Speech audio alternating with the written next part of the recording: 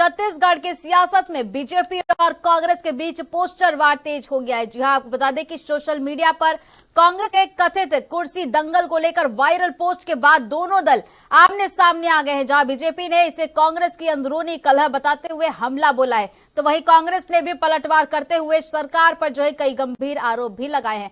Deputy CM Arun Sao ने कहा कि कांग्रेस में कुर्सी को लेकर खींचतान चल रही है और बीजेपी में नेतृत्व को लेकर कोई विवाद नहीं है। हालांकि उन्होंने मुख्यमंत्री विष्णुदेव साय के अनुभव का हवाला देते हुए विपक्ष के आरोपों को खारिज किया।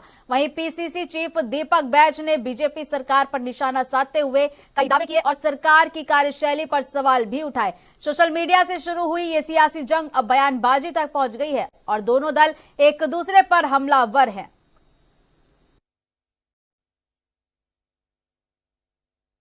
भाई देखो, जहां 2 बजे रात तक सीएम हाउस में मीटिंग होता है, वहां तो हमें पता है कि सबसे ज्यादा डांट तो अरुण साव को ही पड़ा है।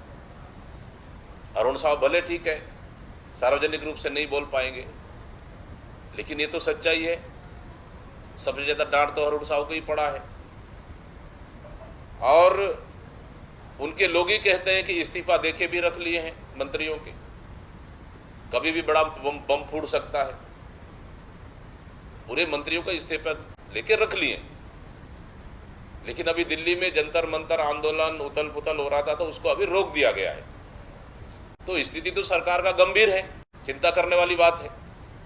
इसलिए आजकल मंत्रियां रील बनाने में लग गए, कोई तो गाना गाने लग गया है, कोई तो ये, मतलब मंत्रियां, स्थिति अभी सरकार का स्थिति बहुत गंभीर और चिंताजनक है। कहीं आम जनता का काम हो नहीं रहा है, ये सिर्फ रील बनाने में, गाना गाने में, उसी में सरकार पूरी तरह से टाइम पास कर रही है। पर सच्चाई तो ये है कि हम सब लोगों ने देखा है कि दीपक बैज को हटाने के लिए कौन क्या क्या क्या बोलते हैं। कुर्सी की लड़ाई तो कांग्रेस में ही चल रही है। भारतीय जनता पार्टी में न इस तरह की कोई बात है न होगी, क्योंकि हमारे मुख्यमंत्री विष्णुदेव साय जी हमारे नेता हैं, जिनको राजनीति का दीर्घ अनुभव है और सरकार मोदी की एक एक गारंटी को पूरा कर रही है। विकसित छत्तीसगढ़ के निर्माण की दिशा में काम हो रहा है। हमारे यहाँ किसी तरह की कुर्सी की लड़ाई नहीं है। एकजुट होकर छत्तीसगढ़ के 3 करोड़ जनता की सेवा के काम में लगे हैं।